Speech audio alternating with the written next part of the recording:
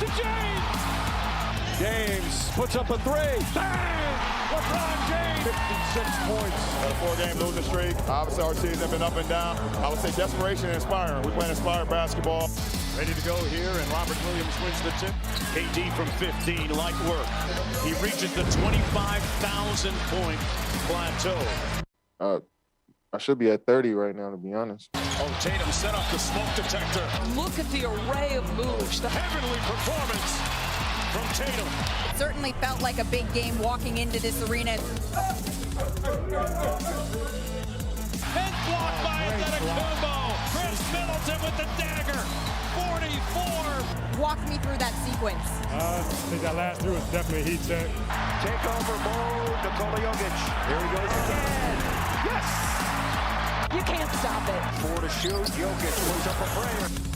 And it's answered. Oh, Nikola Jokic. A potentially pivotal weekend in the NBA has led us to this, with the season ending April 10th. These are the teams that would be in the playoffs if the season ended today. So the Heat, they're at the top of the East by 3 games, while the Suns, they have a super comfortable 8-game lead. That's out west. So a little more than a month left of the regular season remains, and teams are still fighting, right, for positioning and to simply just get in. And yeah, you might be thinking, oh, there's still a month and a half left before the playoffs. Pause. It's going to be here in a blink before you know it. So there's plenty to get you caught up on NBA Today, presented by Credit Karma. I'm Malika Andrews, joined by Ramona Shelburne and Richard Jefferson in Los Angeles. Kendrick Perkins is going to join us from Houston in just a moment. But guys and gal, let's start with a little bit of a fun one. Based on what you saw in this weekend's shenanigans, the team we need to watch down the stretch the most is whom, Richard? Oh, so I did double duty because for 2 different reasons. I think it's Brooklyn and I think it's Cleveland for 2 completely different reasons.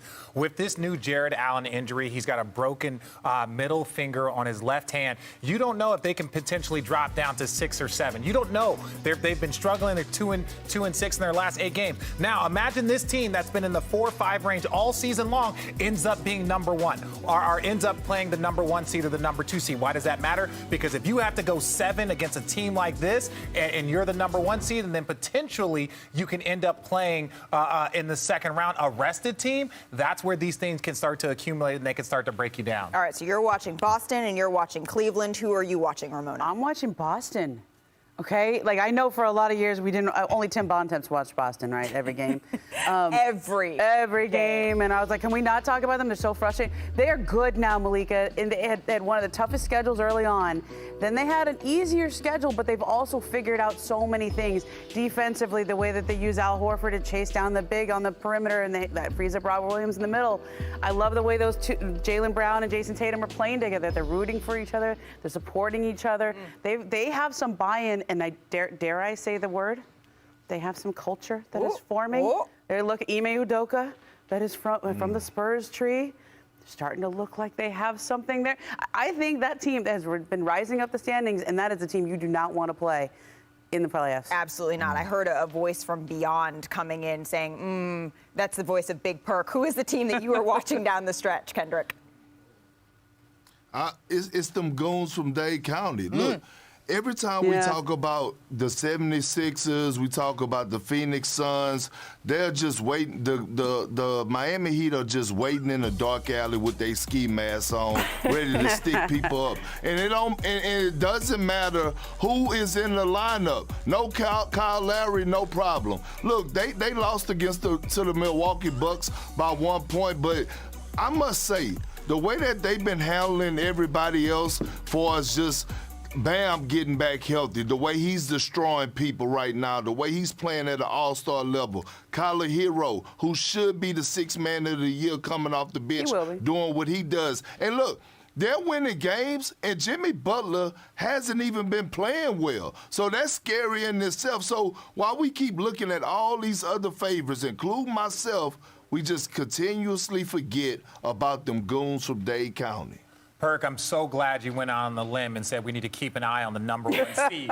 I'm really glad you did that. Thanks, Perk. I appreciate that, man. Woo. Did we all just say Eastern Conference teams, by the way? Yeah, we all said Eastern Conference teams because when you look over at the Eastern Conference, we mentioned it at the top, the Suns, they have a healthy 8-game lead on the number 2 seed. The Grizzlies and the Warriors sort of fighting it out for that. But when you look over to the West, it's hard not to see the Nuggets as the team that you have to watch. So from teams to watch to just one man, one player to watch who is a one-man wrecking crew. Let's show you how Nikola Jokic was in the zone, brought to you by AutoZone. Nikola Jokic scored a combined 30 points in the fourth quarter and overtime yesterday in a 138-130 win against the Pels. He finished with 46, 12, and 11 with 4 blocks and 3 steals to boot. And in the fourth quarter in OT, Jokic was 10 of 11 shooting from the field. He's the first player in the last 25 seasons to have 30 points or more in the fourth quarter and OT while shooting also 90% from the field.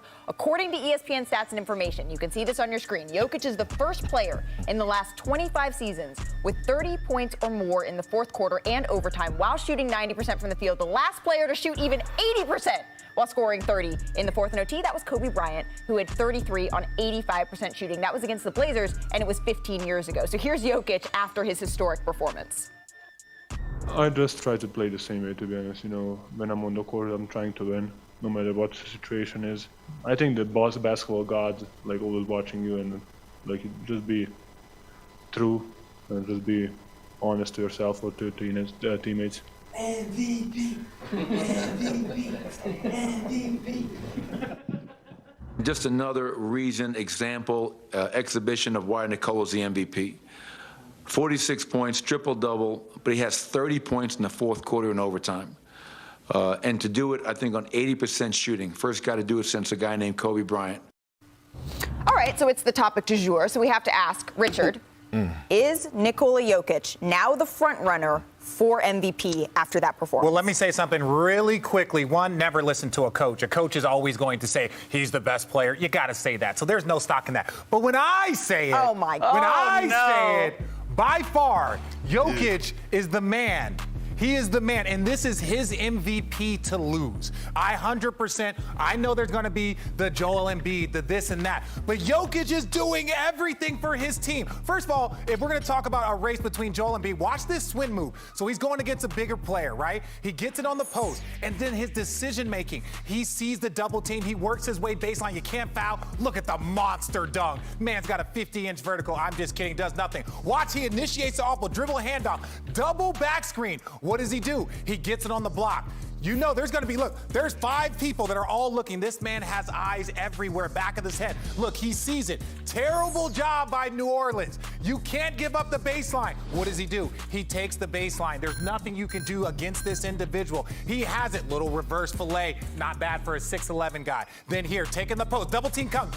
Off the ball quickly. Off the ball quickly. But this is something that he does that's very, very unique. All of a sudden, he relocates and knocks down a 3. It is so ridiculous what this individual has been doing and what he's capable of doing. Look at these numbers. Look at the numbers. I'm going to go full Vanna White. You got 30 points. He's 10 for 11. That is 91%. And what do you say? Free throws? He knocked down 2 free throws to put the game into overtime. Then all of a sudden, 3-point. He doesn't really do it that way, but he breaks it down. This individual is having a better season. He's got more triple doubles right now at this point in time than he did last year in his MVP season. So when we say this, Joel Embiid is balling. All of these guys, DeMar DeRozan, Ja Morant, this MVP is Jokic's to lose, not for anybody else to win. It is for him to lose. Well, it feels like this season we've had so many conversations. At the beginning of the season, it was like, oh, Steph, far and away. This is why we don't vote for the MVP at the beginning of the season. It feels like it's some combination, right, in no particular order of Giannis, Jokic, Joel Embiid, Ja, and then maybe DeMar coming in somewhere at 5th. But 5th seems to me a little bit more up for grabs. It feels weird that we're not talking about anyone from the Phoenix Suns, but Chris Paul's missed significant time. Devin Booker's missed significant time. And at the same time, we're seeing them still rise. Ramona, you vote for the MVP. Where do you see this Jokic falling in this conversation? You know, the truth is, a couple of weeks ago, I would have said it's Joel Embiid's race to lose. He's done nothing to lose it, though. Yeah. It's just that Jokic has been this good. Well, and he's added help, and Jokic is doing it as a one-man band. Correct. And so then I come back and I go, wait a minute, wait, how can I be ignoring Ja Morant?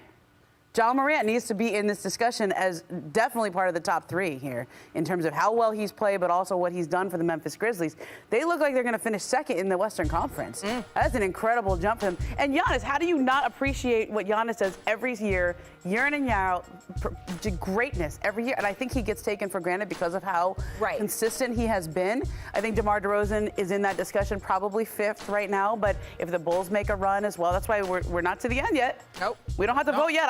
I wait until the last day to cast my vote. Okay, so now everybody, let's address a couple things. Ja is having historic season. Oh, I like the little ja you put on. Ja. But this is the thing. His team, they played extremely well without him. When you look at Jokic, when he is off the floor, they are historically one of the worst teams in NBA history.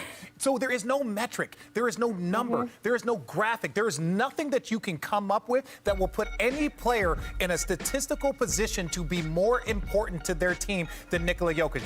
There's not one. We've looked them all up. They can't create them, and it's just then you look at his numbers. He had 30 points in fourth quarter and overtime. That's 17 minutes. Somewhere Zach Lowe has his pom-poms out, and he's like, yes, Richard, yes, Richard. I mean, well, what's Perk doing, though? It's sitting on his bureau. Right. Yes. Big Perk, what do you think about this conversation? Where does Nikola Jokic fall? Here we go.